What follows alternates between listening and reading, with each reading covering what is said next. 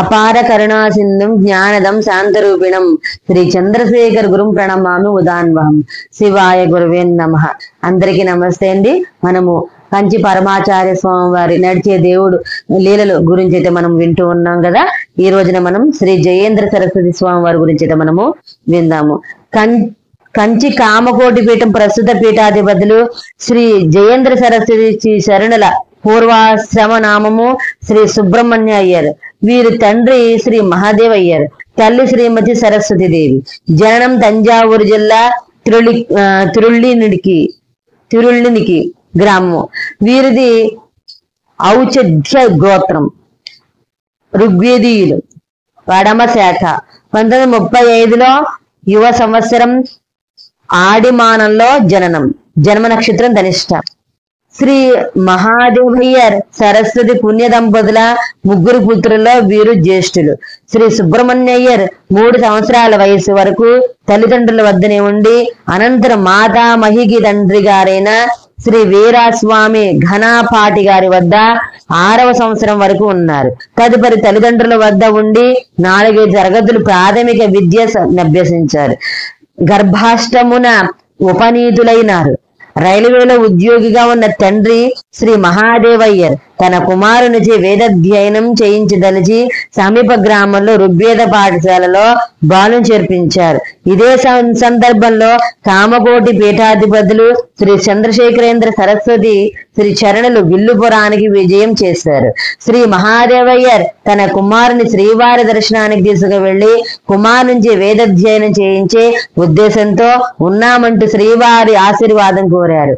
ఉత్తమ సంస్కారం కోసం 2-3 సంవత్సరాల మాత్రం బాలునిచే వేదాధ్యయనం చేయించి అటు పిమ్మట వృత్తి కోసం లౌకిక విద్య నేర్పించినట్లు శ్రీ మహాదేవయ్యర్ స్వామి వారికి నివేదించారు.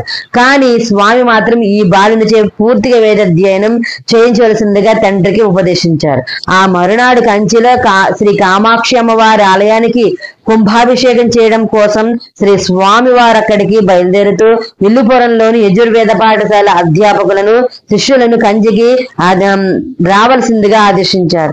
తమ కుమారుని కూడా వెంటబెట్టుకుని శ్రీ మహాదేవయ్యర్ కంచికి వెళ్లారు.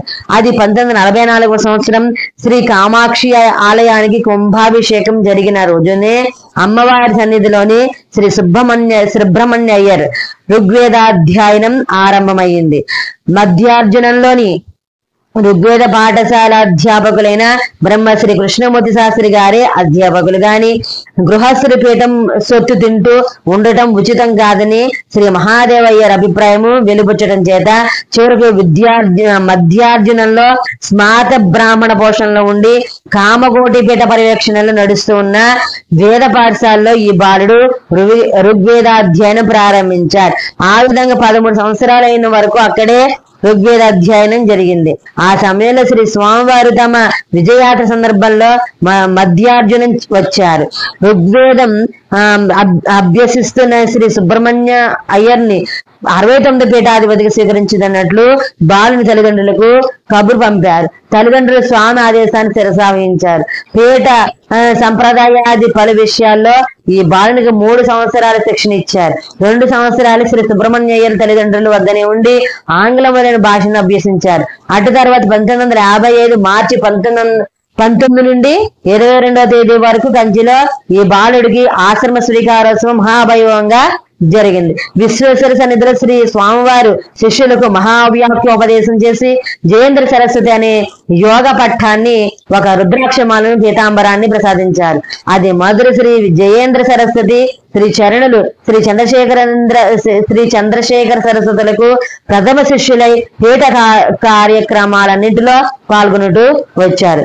జాగరణ, జన కళ్యాణం, పీఠ పరిపాలనా దక్షులు, పూజా కార్యక్రమాల దురంధరులు, ప్రస్తుతం దేశమంతటా ప్రబలుతున్న ఆధర్మికావర్తనం, అలజడి, హింస కాండను చూచి ఖిన్నులై జన సముదాయంలో ధార్మిక ప్రవృత్తిని పెంపొందించడానికి ప్రతి వ్యక్తి స్వయం కృషితో ద్రవ్యార్జన చేసుకుంటూ సంసారాన్ని చక్కదిద్దుకుంటూ దేశక్షేమానికి పురోగమనాన్ని ఎంతో దోహదం చేస్తాడని భావంతో కుల మత విచక్షణ లేకుండా సమస్త ప్రజలు క్షేమంగా ఉండాలని సంకల్పంతో జన జాగరణ జన కళ్యాణం అని రెండు మహోన్నత కార్యక్రమాలు చేపట్టిన మహనీయులు జయేంద్ర సరస్వతి ప్రజల్లో మన సంస్కృతి సంప్రదాయాలను పునర్జింపజేయడానికి కార్యక్రమాలను రూపొందిస్తూ అర్హులకు ఆర్థిక సహాయం కల్పిస్తూ ఉన్నారు. మత ప్రచారంతో పాటు సంఘ సంస్కరణలు పూనుకున్న పీఠాధిపతి శ్రీ స్వామివారు. ఈ విధంగా మనము శ్రీ జయేంద్ర సరస్వతి స్వామి వారి గురించి విన్నాం కదా.